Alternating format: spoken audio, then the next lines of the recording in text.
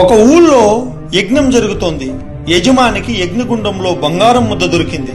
ఆయన ఆశ్చర్యపోయాడు.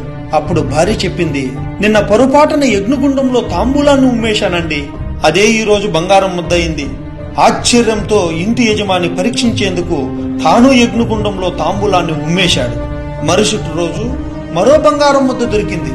ఈ వార్త ఆ నోట ఈ నోట పాకింది. అంతే, యజ్ఞాలు చేసే బ్రాహ్మణులంతా గుండంలో ఊసేశారు.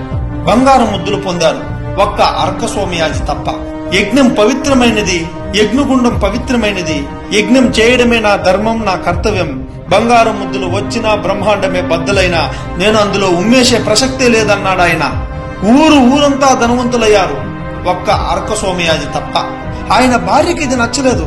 మనము ఉమ్మేద్దామండి, బంగారం పొందుదామని ఎంతో నచ్చజెప్పింది. అర్కస్వామియాజి సరే మీరా అంటూ కాదన్నాడు.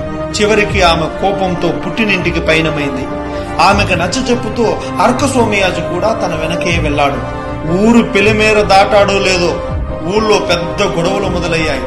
బంగారం ముద్దల పేరిట కొట్టుకోవడం మొదలైంది. ఇల్లు కాలిపోతున్నాయి, మనుషులు చచ్చిపోతున్నారు.